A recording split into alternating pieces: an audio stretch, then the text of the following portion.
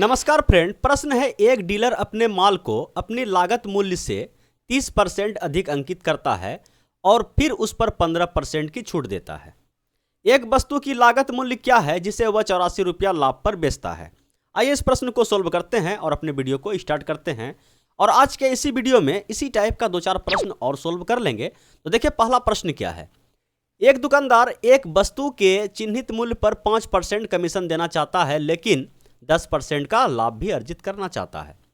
यदि उसकी लागत मूल्य 95 रुपया हो तब अंकित मूल्य क्या होगा। इस टाइप के प्रश्न में हम लोग हमेशा एक फार्मूला का यूज करते हैं। वह क्या है, CP/MP बराबर 100 माइनस डिस्काउंट परसेंट बटे 100 प्लस प्रॉफिट परसेंट। ठीक है, इसको लिखना जरूरी नहीं है, 50 बार से अधिक हम लिख चुके हैं इस फार्मूले को, तो हमें डायरेक्ट पुट कर देना चाहिए। ठीक है, तो चलिए अब लिख ही दिए हैं तो सोचना क्या है, पुट करते हैं। CP दिया गया है कि यदि उसकी लागत मूल्य 95 हो, CP के जगह पे 95, MRP पूछा गया है, तब अंकित मूल्य क्या होगा। ठीक है, MRP को MRP ही छोड़ देते हैं, इसे हमको निकालना है। 100 माइनस डिस्काउंट, डिस्काउंट कितना का दे रहा है, बोलिए 5% का, तो 100 माइनस 5 कितना हो गया, 95। 100 प्लस प्रॉफिट, प्रॉफिट कितना का कमा रहा है, बोलिए कि 10% का, तो 100 प्लस 10 कितना हो गया, 110। ये 95 साफ हो गया, तो MRP कितना आया, 110। कोना कोनी गुना मारिएगा तो क्या आएगा, बोलिए 110 आएगा। कोई दिक्कत था, बोलिए कोई दिक्कत नहीं था। इस प्रश्न को देखिए। प्रश्न क्या है कि एक डीलर 20% की नगद छूट प्रदान करता है और फिर 20% का लाभ कमाता है। यदि वह आगे 8 वस्तुओं को 6 वस्तुओं के मूल्य पर बेचता है। अच्छा, इस प्रश्न को 4 दिन पहले ही बताए हैं। ठीक है, मतलब आज से अगर आप पीछे चलिएगा तो एक वीडियो के बाद दूसरा वीडियो। ठीक है, मेरा वीडियो हर एक दिन के बाद एक दिन आता है। ठीक है, और वहाँ हम बताए हैं कि इस सवाल को कैसे सोल्व करना है। ठीक है, तो वह तरीका तो आप सभी को पता चल जाएगा। 2-4 दिन पहले का बात है तो आराम से आप देख भी लिए होंगे या आप देख भी लीजिएगा। लेकिन इस सवाल को और हल्के में बनाने के लिए आज से लगभग 6-7 महीना पहले हम एक वीडियो में बता चुके हैं। और वह जो 6-7 महीना पहले वाला वीडियो है उसमें इस कॉन्सेप्ट का हम लोग यूज किए हैं कि 8 वस्तु, ऐसे समझिए कि 6 वस्तु खरीदने पर 2 वस्तु मुफ्त मिलता है। तो उसमें हम बताए हैं कि डिस्काउंट इस टाइप में कैसे निकलता है। तो वह हम बताए हैं कि छूट कितना वस्तु का मिला उसे, बोलिए 2 वस्तु का। टोटल कितना वस्तु लेके गया, बोलिए 8 वस्तु। परसेंटेज निकालना है तो 100 से गुना कर दीजिए, मतलब फ्री बटे टोटल गुना 100। ठीक है, 6 खरीदने पर 2 मुफ्त मिला।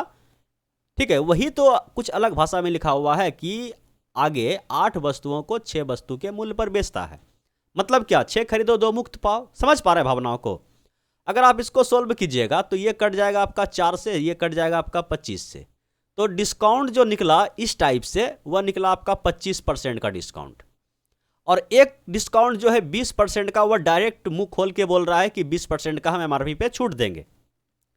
तो ओवरऑल डिस्काउंट, सक्सेसिव डिस्काउंट कितना हो जाएगा, बोलिए कि कैसे निकलता है, बोलिए x plus y minus XY बटे 100।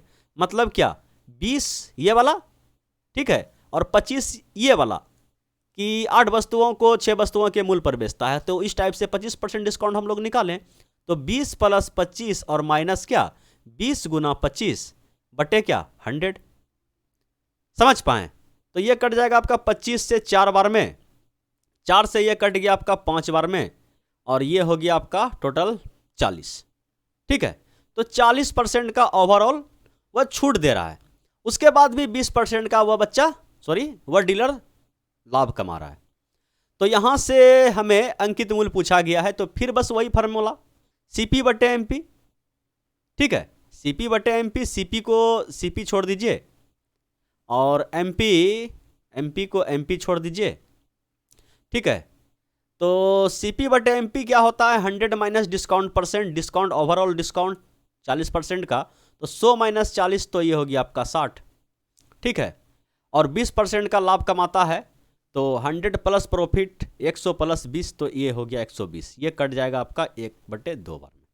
ठीक है, तो CP अगर 1 है तो MRP कितना है, 2 है। कितना परसेंट अधिक है? बोलिए 1 से 2 हो गया मतलब 100%। समझ पाए इस तरीके को? उससे कम समय लगेगा। ये तो हम समझा रहे हैं, लंबा चौड़ा घींच के कटा कटा के एकदम बच्चा बुतरू की तरह दुक्का दो दूना 4 कटा रहे हैं, समझ पा रहे हैं। लेकिन आप बनाइएगा तो 5 सेकंड के अंदर बनेगा, ये मेरा गारंटी है। चलिए अब बढ़ते हैं अगले प्रश्न की ओर। और अगला प्रश्न ये रहा आपके स्क्रीन पे, इसको भी देख लिया जाए।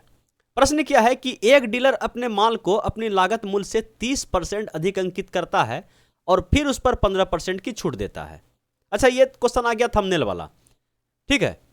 एक वस्तु की लागत मूल्य क्या है? ठीक है, लागत मूल्य क्या है, एमआरपी पूछा गया है, जिसे वह कि 84 रुपया लाभ पर बेचता है।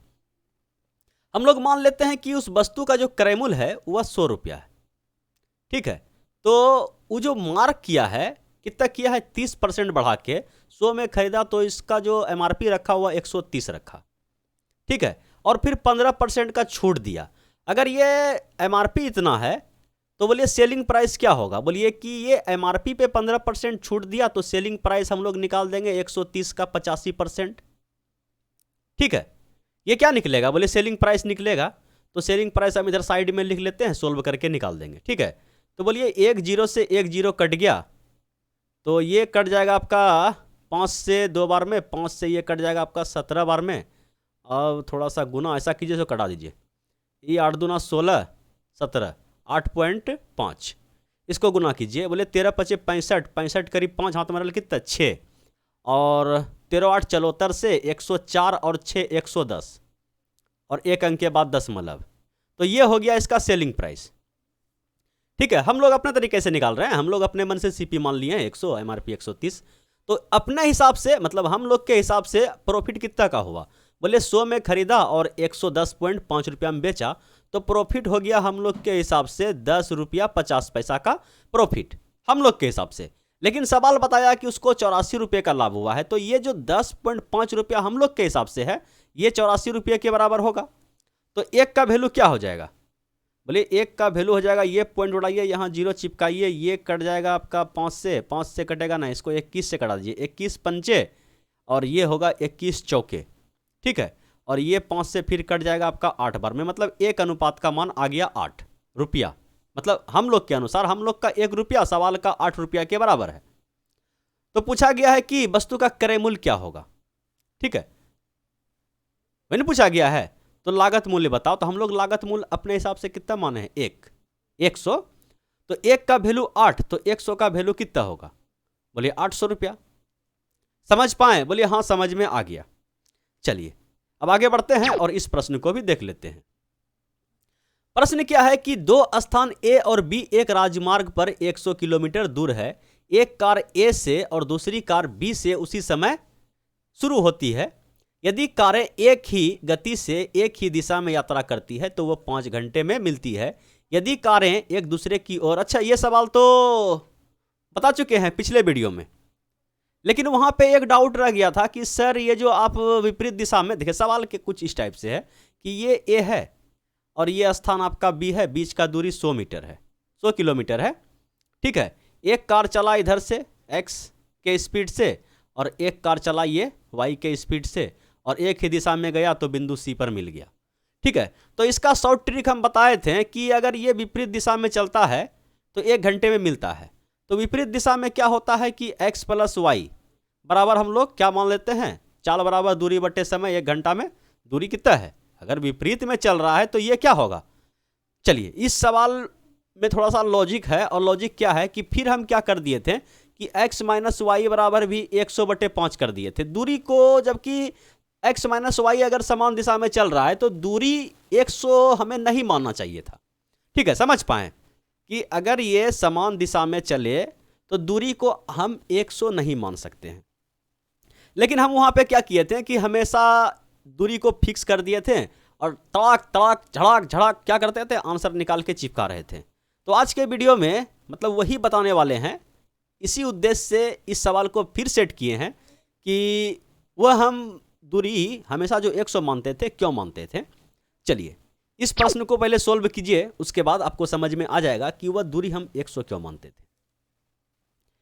मतलब 100 दूरी नहीं, जो फिक्स दूरी था उसी को मान रहे थे हर बार। समझ पा रहे हैं कि समान दिशा में वही दूरी, विपरीत दिशा में वही दूरी, इस सवाल को सोल्व करने के बाद आपका डाउट क्लियर होगा। प्रश्न क्या है कि एक चोर को एक पुलिसकर्मी 150 मीटर की दूरी से रोक लेता है। पुलिसकर्मी जब चोर का पीछा करना शुरू करता है तो चोर भी दौड़ने लगता है, और यह मानते हुए कि चोर की गति 7 किलोमीटर प्रति घंटा और पुलिसकर्मी की गति 9 किलोमीटर प्रति घंटा है, तो पुलिसकर्मी द्वारा चोर तक पहुंचकर उसे पकड़ने से पहले चोर द्वारा तय की गई दूरी। अच्छा, ये छोड़िए, सवाल थोड़ा सा इजी सेट करना चाहिए, थोड़ा सा डिफिकल्ट सेट हो गया है, कोई दिक्कत नहीं है।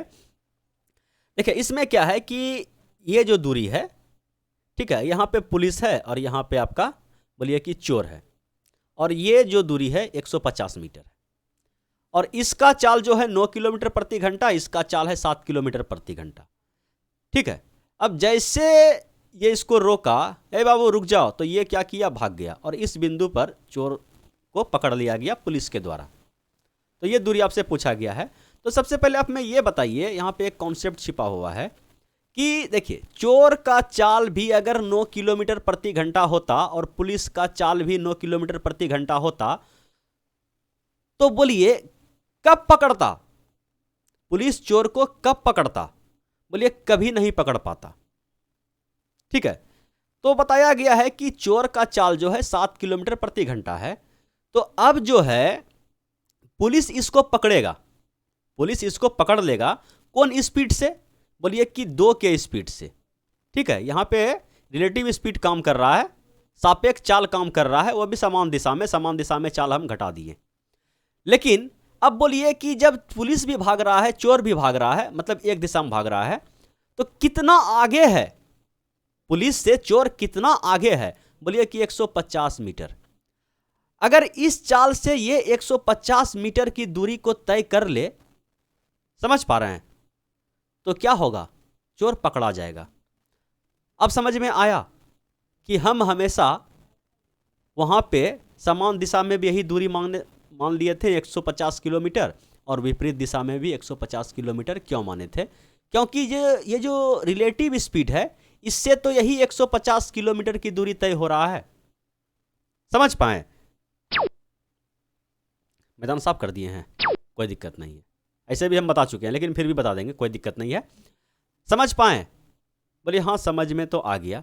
तो अब हम इस सवाल को सॉल्व करते हैं कि देखिए, अब इस सवाल में देखिए कुछ किलोमीटर में है, कुछ मीटर में है, आंसर भी आपका क्या है, मीटर में है। तो सबसे पहले रिलेटिव स्पीड क्या हो जाएगा, बोले दोनों का डिफरेंस। रिलेटिव स्पीड अगर दोनों का डिफरेंस आ गया तो 2, रिलेटिव स्पीड क्या आ गया, 2 किलोमीटर प्रति घंटा। इसको अगर हम मीटर प्रति सेकंड में बदलना चाहें तो 5/18 से गुना कर दें, बोला जाए कि 5/9 से गुना कर दें। ठीक है, ये मीटर प्रति सेकंड में चाल आ गया। ठीक है, अब इस चाल से कितना दूरी तय होगा, तो बोलिए यही 150 मीटर। तो समय निकाल देते हैं कि कितना समय में पकड़ा जाएगा। तो समय बराबर होता है दूरी बटे चाल, दूरी है 150, चाल है आपका 5/9, 5 से ये कट गया, 5 तिया 15, मतलब 9 तिया 27, 270 सेकेंड के बाद पकड़ लेगा। समझ पाए, 270 सेकेंड में चोर पकड़ा जाएगा। इसका मतलब 270 सेकेंड तक चोर भी भागा और 270 सेकेंड तक पुलिस ही भागा। तो पूछा गया है कि चोर द्वारा तय की गई दूरी, तो चोर का चाल कितना है, बोले 7 किलोमीटर प्रति घंटा। 7 किलोमीटर प्रति घंटा ऑप्शन देख रहे हैं कि मीटर में है, तो इस चाल को भी हमें क्या बदलना पड़ेगा, मीटर प्रति सेकंड में 5/18 से गुना कर देते हैं। तो दूरी पूछा गया है कितना दूर भागेगा, दूरी बराबर क्या होता है, चाल गुना समय, समय है आपका 270 सेकेंड। समझ पाए, बोले एकदम समझ में आ गया। तो 9 दूना 18, 9 तिया 27, और ये 15 हो जाएगा ना, ऐसा कीजिए 7 पचे 35, 35 तिया 105, 105 पर एक लड्डू, और इसका अगर आधा कीजिएगा तो कितना हो जाएगा, बोलिए कि 525 हो जाएगा, जो ऑप्शन नंबर डी में दिया गया है। अब आते हैं इस सवाल पे। इस सवाल पे तो आपको कोई डाउट नहीं होना चाहिए कि अगर विपरीत दिशा में चल रहा है तो चाल जुड़ जाएगा। विपरीत दिशा में दूरी कितना है, मतलब चाल बराबर दूरी बटे समय, दूरी 100 और समय विपरीत दिशा में कितना है, विपरीत दिशा में 1 घंटा। तो ये हो गया। और अगर समान दिशा में चले तो दूरी फिर वही लेना है। समझ पाए ना, चोर पुलिस के कॉन्सेप्ट से। तो ये हो गया आपका दूरी, और समय कितना लग रहा है, तो बोलिए कि चाल बराबर दूरी बटे समय, 5 से भाग दीजिएगा तो ये कितना हो जाएगा, बोलिए कि ये हो जाएगा 20। समझ पाए, बता चुके हैं। तो ये हो गया आपका 2x बराबर 120, तो x बराबर 60। समझ पाए? टोटल कॉन्सेप्ट क्लियर हुआ? बोलिए हाँ हो गया। तो वीडियो को लाइक करना बिल्कुल मत भूलिएगा। Thank you.